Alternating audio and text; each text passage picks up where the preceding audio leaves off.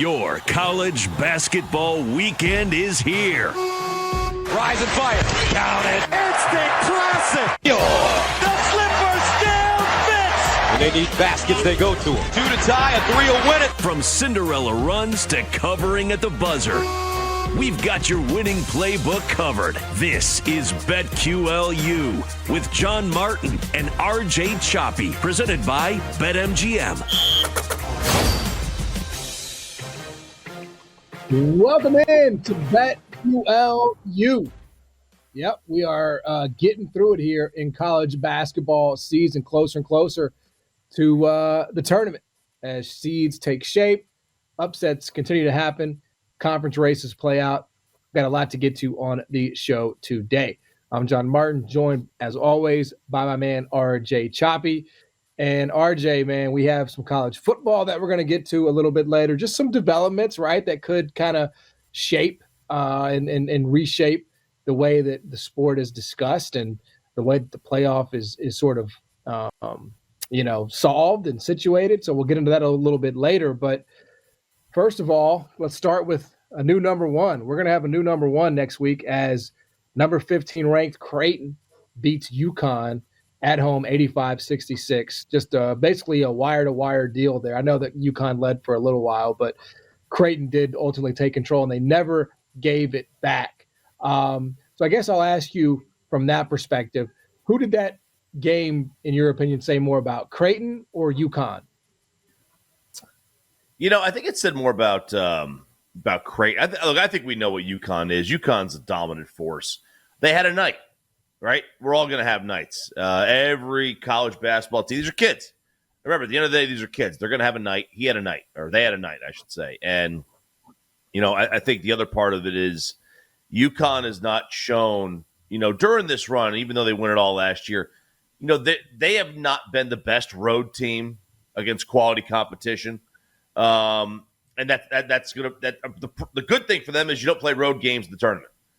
The bad news is that you do have to answer some questions as to why you don't win road games. Now, road games are tough to win.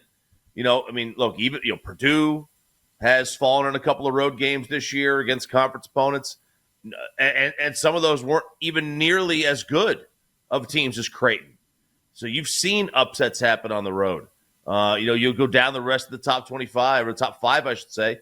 And you'll see other teams that have lost road games against teams they had no business losing road games to, but they did.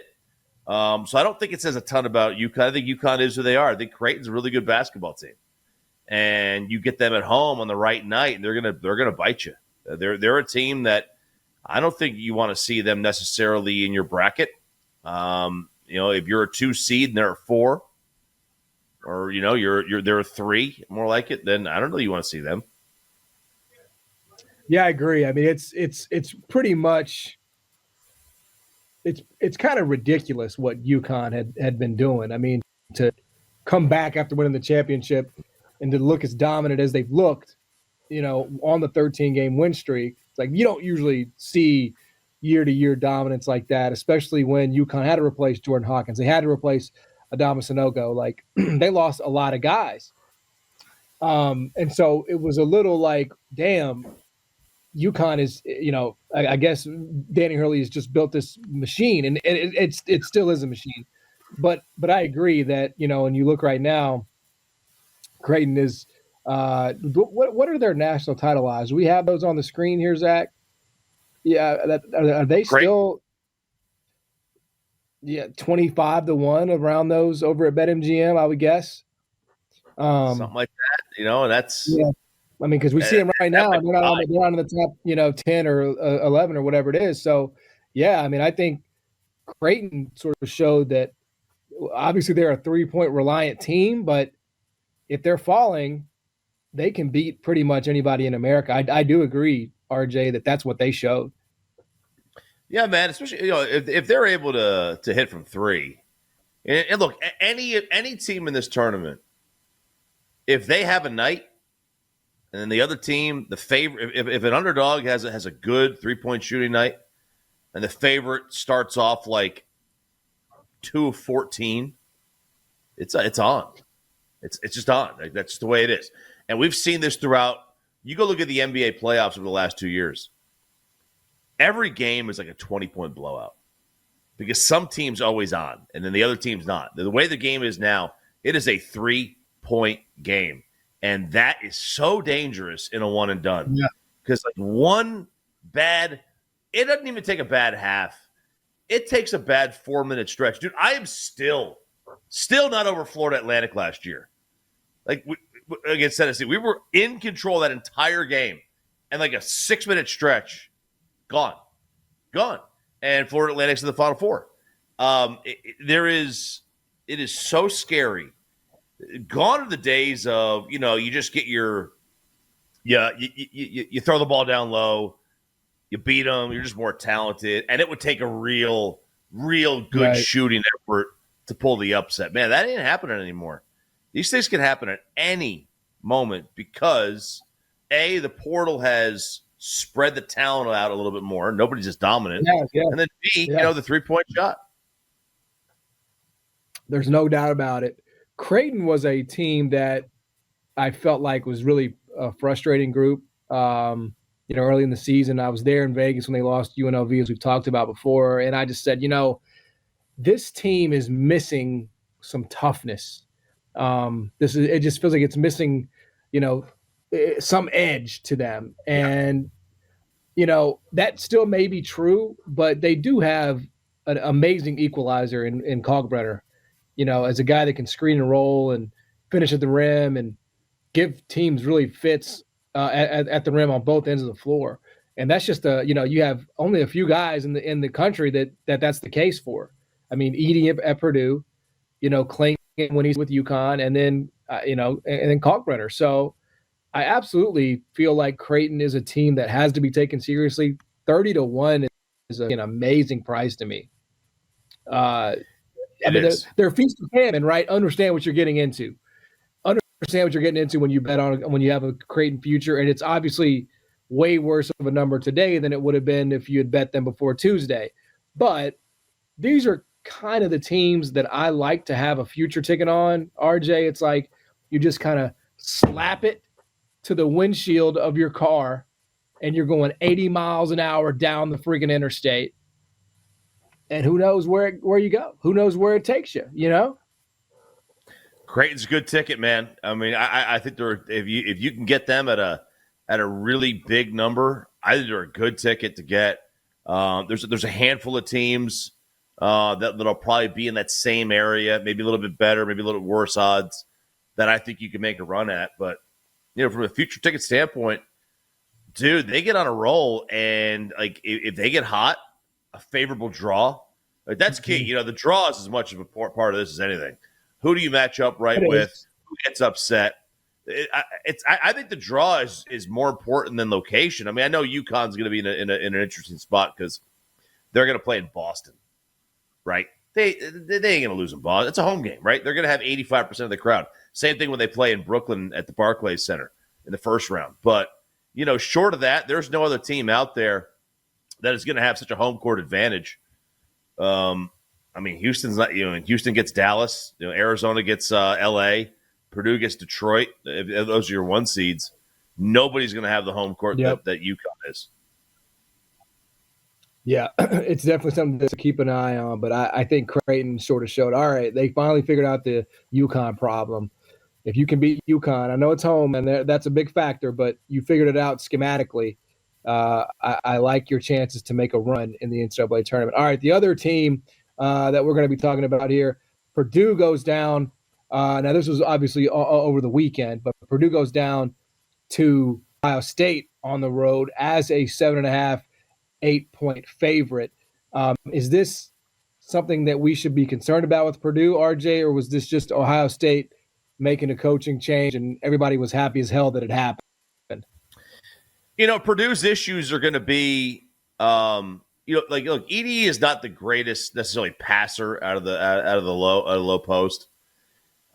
If his other guys aren't making shots, I mean, they could be in trouble. They just can. You can collapse on him.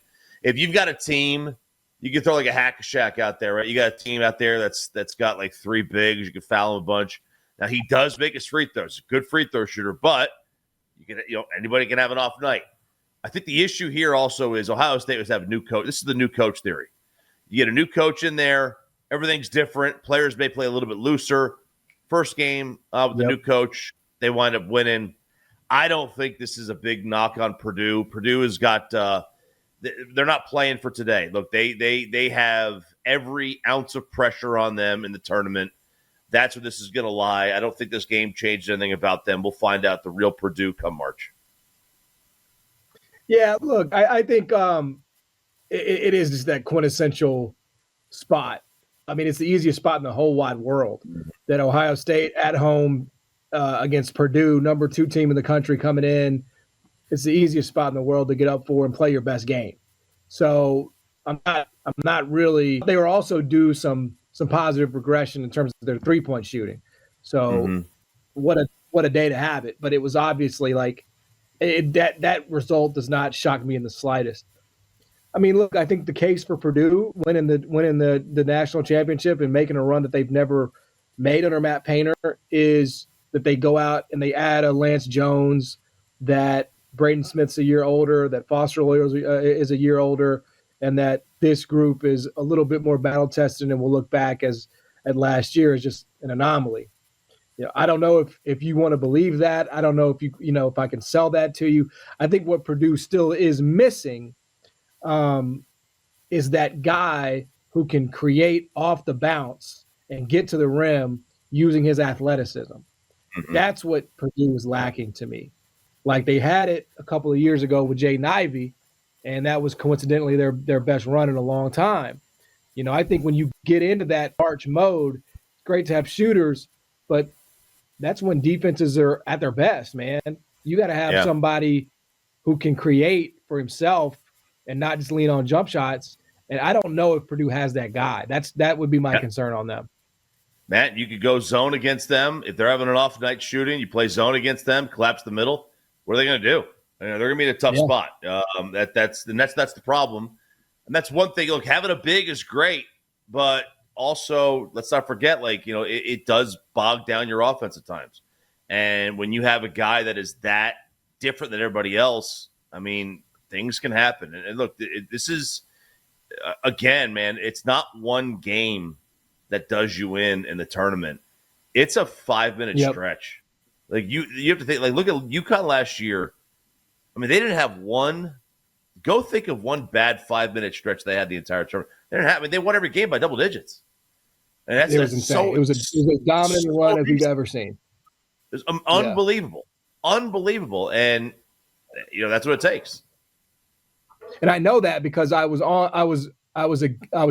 against UConn pretty much every game they played. That's how I know it vividly, RJ. Is like I was like on the wrong side of that thing every single damn time it took. I was like, because in my mind I was like, this can't keep happening. They're not going to look this dominant but they did. And so I had to learn the hard way there. Updated odds over at BetMGM for the college basketball futures. UConn is down to 5-1. Is that right? Down to 5-1. Purdue is down to plus 650. Houston is down to plus 950. Highest ticket percentage over at BetMGM is Kentucky, 12.1%. Highest handle is UConn, 15.3%. And Kentucky, I saw somebody say this on Twitter the other day, that Kentucky's going to determine your bracket, right? Like, figuring out where they win and lose is going to make or break your bracket. And I agree with that. Again, not unlike Creighton, I could see him losing in the first, second round, and I could see him win the whole thing. Those are the teams I like to have a ticket on. Yeah, Kentucky winning the whole thing, and their defense, that would surprise me with their defense, right? I mean, their defense has not been great this year. But then again, look, we've seen crazy things happen. We've seen teams that came out of nowhere that all of a sudden, have great runs. They'll have that one guy, that one dude. Look, I mean, the Syracuse Mello team, like that was okay. I mean, how'd that happen? They got a favorable draw. Yeah. They got their regional in Albany, instead of instead of having to go somewhere else. And poor Oklahoma's stuck there, and they couldn't shoot, and the zone killed them. So it's a yes, Kentucky's an interesting one. I mean, their defense scares me though. Yeah, no, I agree. I mean, it's just, you just never know. Sometimes you can just get like that UConn team in 2014, where they came out of nowhere. When you have guard play, some crazy stuff happens. And, maybe it could happen for Kentucky. Who knows? We got a lot more to get to on the show, including some coaches who are going off on their players and the transfer portal and its role in this year in college basketball. Plus, we'll preview the weekend ahead. Stick around. You're watching BetQL U here on the BetQL Network. Welcome back to BetQL U here on the BetQL Network. I'm John Martin. He's RJ Choppy. We're here getting you ready for the college basketball slate this weekend. Only a few of these Saturdays left, RJ, so enjoy them while you have them. One gentleman who is not enjoying the college basketball weekends, it appears, is Rick Pitino of St. John's. Rick Pitino of St. John's just blew a 16-point first-half lead to Seton Hall last weekend and decided to use that opportunity to take aim at his players. This is what Rick Pitino had to say after the loss to Seton Hall.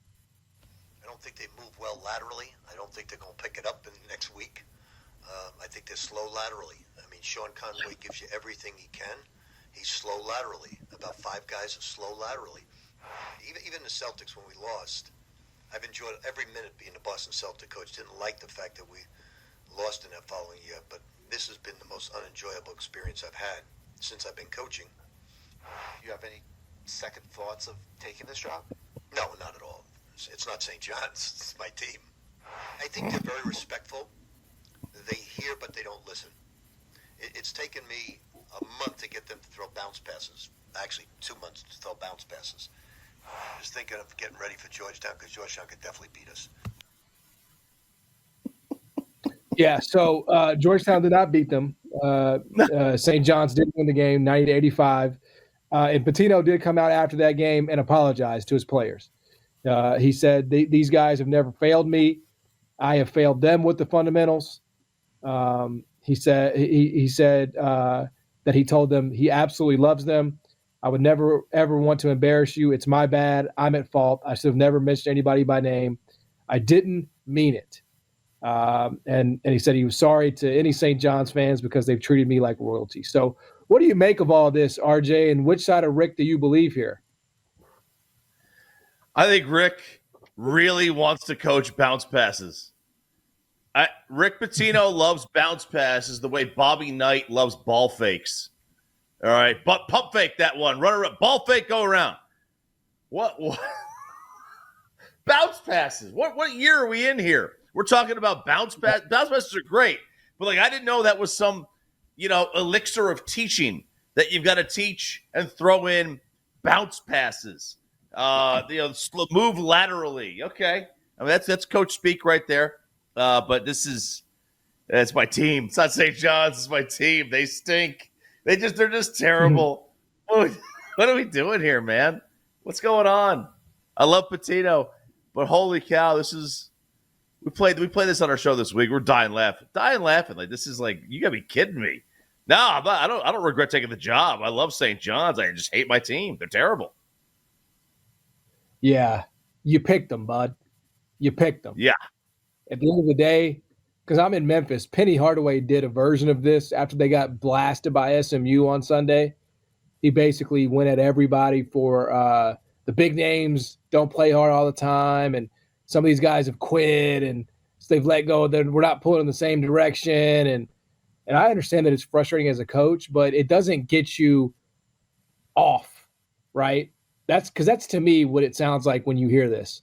A coach is just trying to get off scot-free with underperforming. So you blow a 16-point first-half lead. Well, how did you build the first-half lead?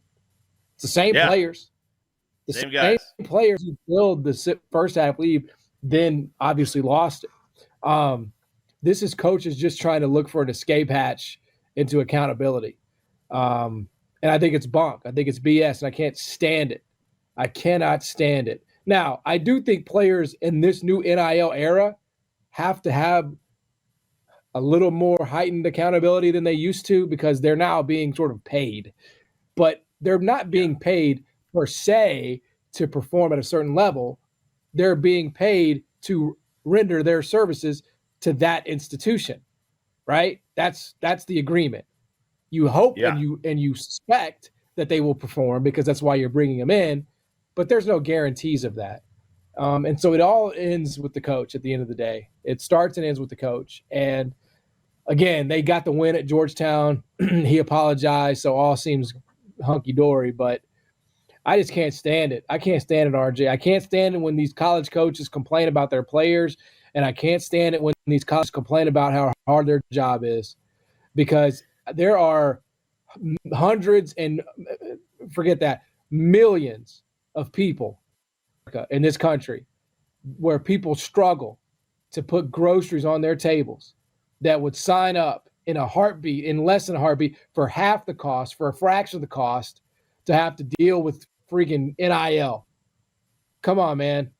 It just feels like these coaches, they're removed from reality, man. They're removed from reality because they've been living in these ivory towers and these high-ass salaries for as long as they have. It's like they've lost touch with the real world.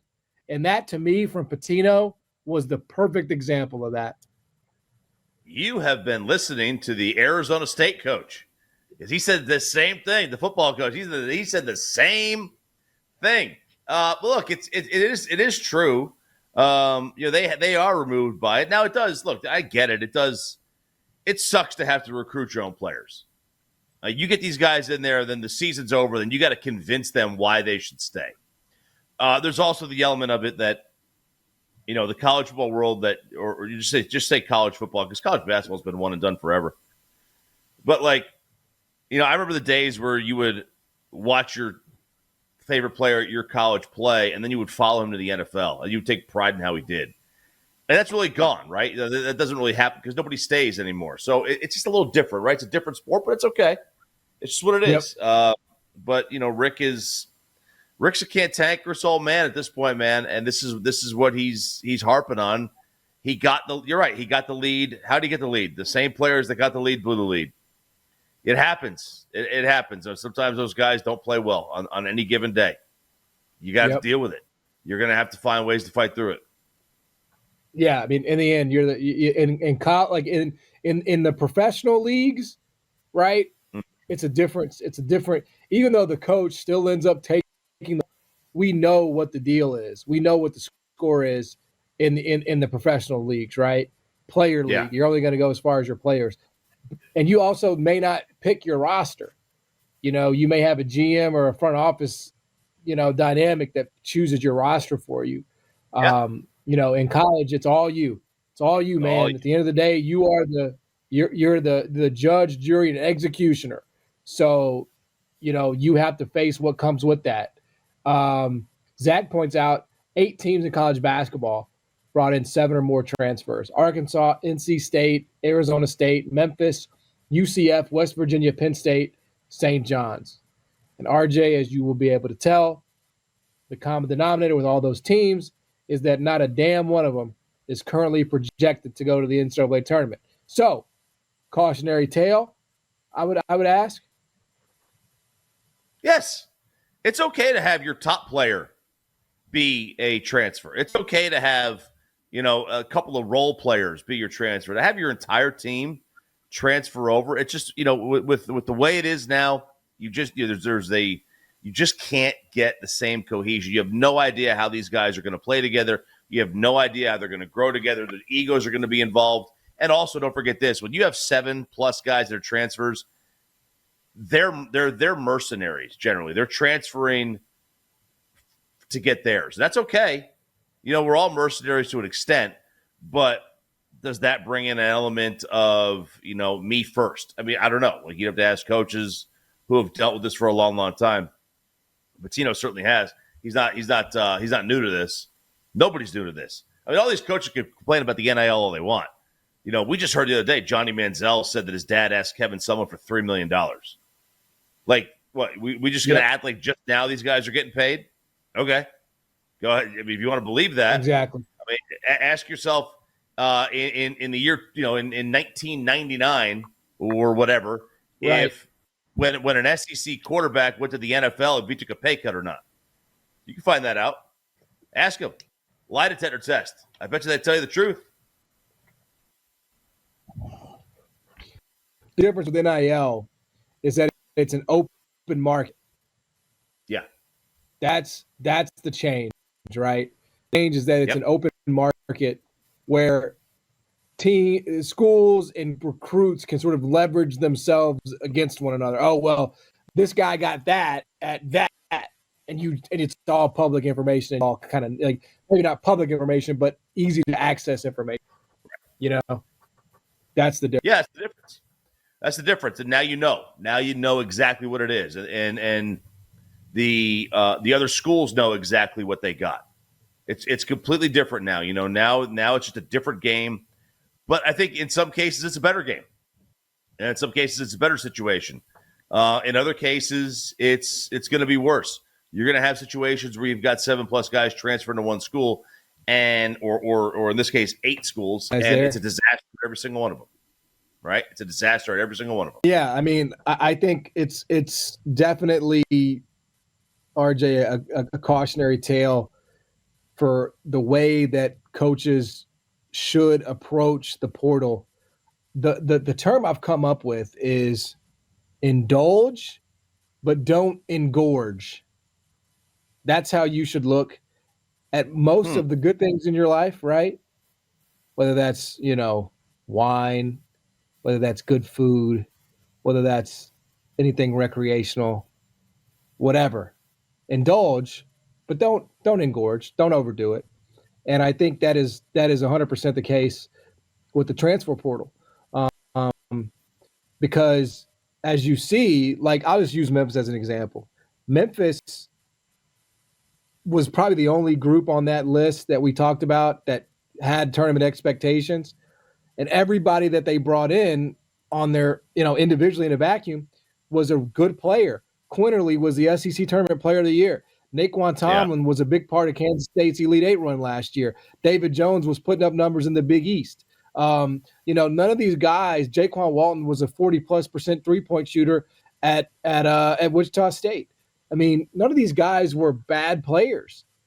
But what happens is when you incorporate too many and you don't establish roles, and most coaches aren't going to be great at establishing roles when you bring in 7, 8, 9 new guys, you get infighting, you get unhappiness, you get grumbling, NIL checks, this, that, the other. It just starts to be a mess, RJ. Look, I just had to Google what engorge means. You hit me again. That Memphis State degree you've got, man, you're really putting exit 387 in Knoxville to shame. You really are. That's what we're doing every week. It's just a different world that you're playing chess over here.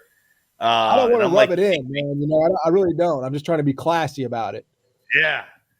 Look, I get it. I mean, you can't. There's no way of knowing how these players are going to perform when it's an entirely new situation, new team, new players, new coaches. Who's going to mesh well with the other one? There's no way to find out. There's no way to know until you get them until you get them into the building, and that's when all hell breaks loose for some of these teams.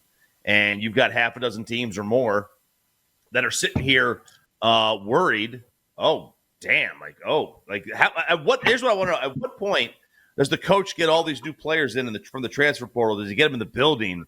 And at what point is he like, crap? Is it the first practice? Right. The 6th? Like, is it week 3? What is it? Is it when conference play starts? First road trip? When he sees them all in the hotel sneaking out and they're not in the rooms? Like, when is it? That's what I want to know. Like, when does that happen for coaches? Because I think it's different for everybody. But, man, it's a scary proposition to live your entire life via the portal. Yeah. But unfortunately, if you're a new coach and if you get hired late, that's what you got to do. It is. And I think I have more grace sort of for those situations than I do the returning coaches. You have to build a culture and then enhance that culture with 2 or 3 guys from the portal that fit what you're building, but you cannot establish a culture with 7 to 8 to 9 new guys in and out every single year. That just becomes a turnstile at that point. Your culture is transitory. It cannot last. It cannot sustain. And I think that is definitely the problem that Memphis is having and other programs will have if they go down that road. We'll come back. We will preview the weekend ahead in college basketball right here on BetQL U on the BetQL Network. All right, welcome back to BetQL U here on the BetQL Network. Find us on the Odyssey Sports YouTube page. Find us on Twitch, wherever you get your podcasts and your shows here on the BetQL Network. All right, RJ, it is that time of the week and that time of the show where we go over the weekend's games. Now, obviously, as we always do, we are using KenPom projected lines. So by the time you hear this, it may be totally different than what we're saying right now. But we're using the KenPom projected lines for these purposes. So let's get into it, RJ. Starting Saturday, 11 Central, 11 a.m., early start. Houston, Baylor, number 2 ranked Houston ranked Baylor. Houston -3. What do you think? Baylor's a team I can't figure out. I want to say that, they should be a really tough game at home. But, man, I don't know. It just something just doesn't sit right with Baylor. I keep seeing them on the 3 seed line. And I'm like, dude, I don't know, man. They might finish this year with like 9 losses. They're going to be a 3 seed? I mean, that doesn't – I don't know. Like, that doesn't make sense to me. I know the Big 12 is a gauntlet, but I just don't see them as this juggernaut team. I think Houston's the play here. This is one where I could see just the grind of the Big 12 schedule getting to Houston a little bit, off a big top 10 ranked win against Iowa State earlier in the week. And you see a Baylor team that's been sort of up and down, still obviously very good at number 11 in the country, but, has certainly been inconsistent this year. I could see this being a good spot for Baylor. I mean, I don't know if I have a lot of interest at 3. We'll see what the number does, but I could see Baylor having their best effort this weekend. But that's an intriguing game. I'll definitely be tuned in for that one. All right, moving on, RJ, going to the ACC Saturday, 1 p.m. Number 8, Duke at Wake Forest. Obviously, an earlier matchup. Duke won and covered somewhat controversial fashion. Duke -1 at Wake. I think Wake is one of the most underrated teams in the country. I think they're a really solid squad. I think I like Wake here. I know Duke's kind of maybe hitting their stride a little bit, but I think Wake is a real live dog here. If you wanted to take Wake in this one, it would not. This is a game for them. Like, this is one of those games. Like, this is their whole season rides on this game from a standpoint of, like, they can make their announcement here that they've arrived. I think Wake is the play here. Yeah, Wake definitely has to have it to stamp their NCAA tournament resume. There's no question about it. Duke is on fire. I mean, they just beat the crap out of Miami earlier in the week. Jared McCain put up, what was it, a 30-40 ball against Florida State. Like, they are finding their stride. With that said, I don't think Wake Forest played very well in the first meeting. They shot 26% from 3.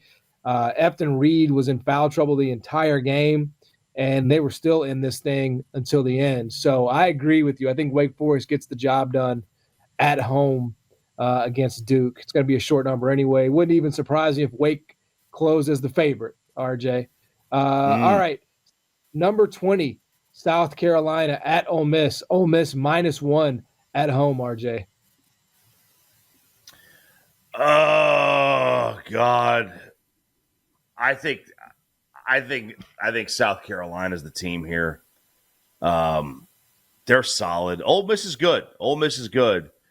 My issue with Ole Miss is, like, they played such a bad schedule early on, right? Such a bad schedule, and it allowed them to get a little bit of a cushion, and I think it inflated some of their numbers. But I think South Carolina is the play.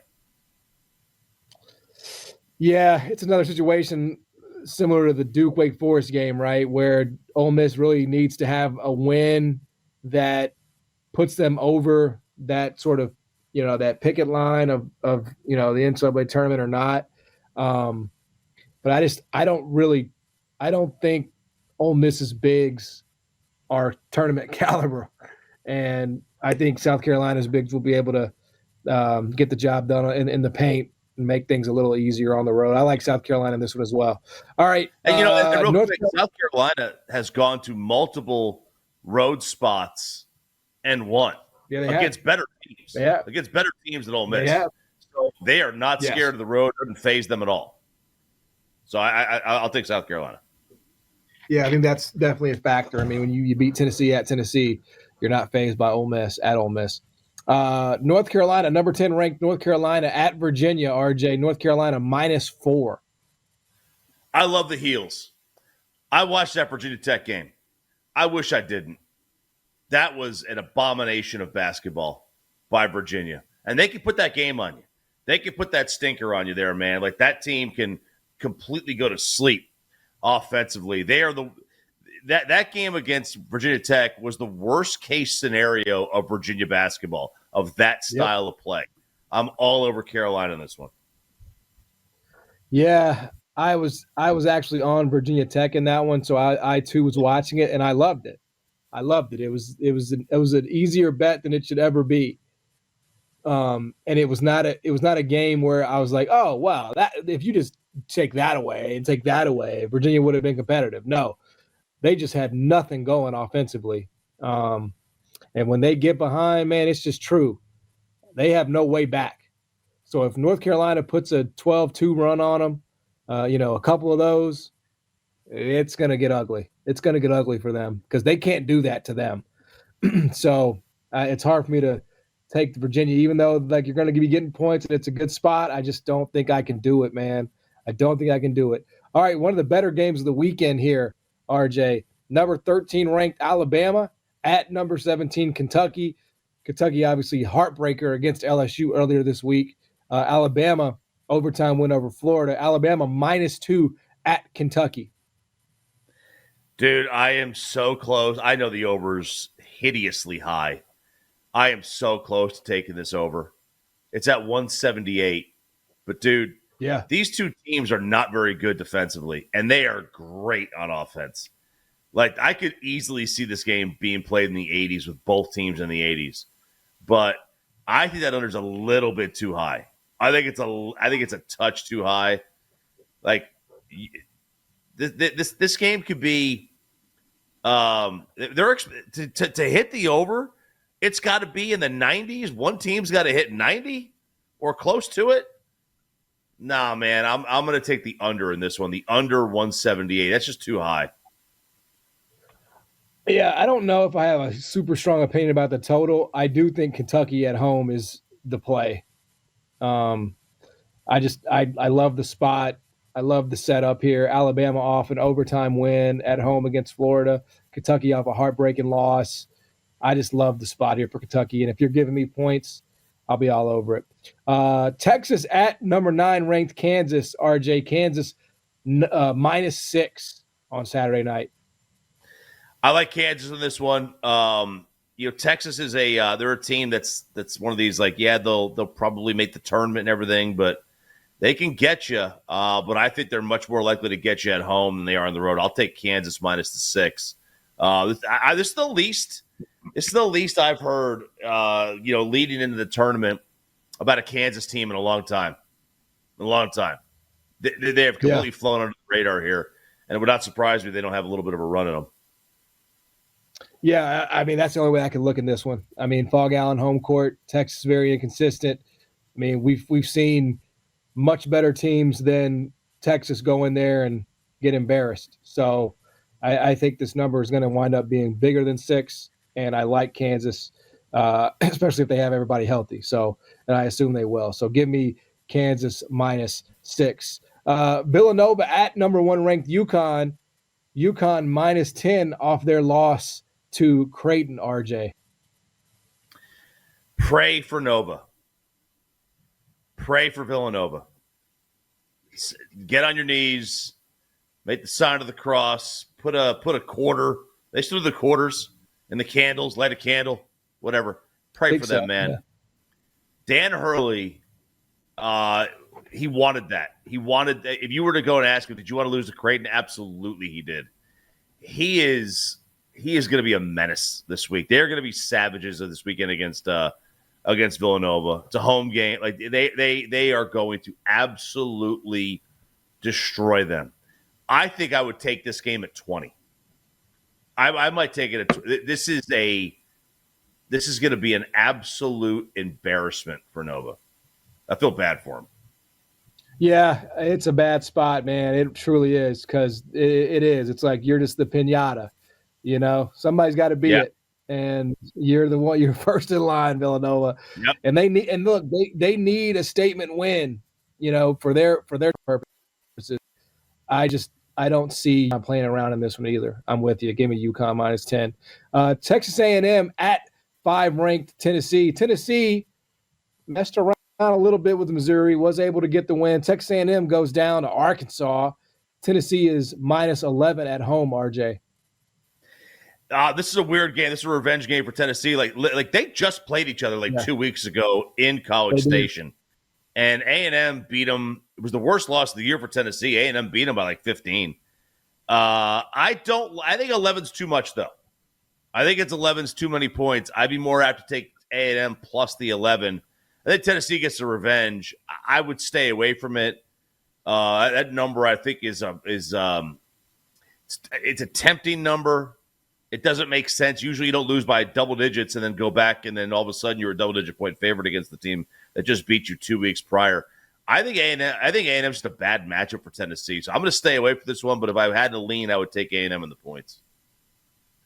Yeah, I think A&M is just incredibly difficult to predict. I mean, losing to Arkansas at home is as bad as it gets. Just when you think they sort of turned a corner, I can't put any money on them. I can't put any money on that damn team, and I refuse to do it. All right, last one, RJ. Creighton off their win against UConn at St. John's. Creighton -3.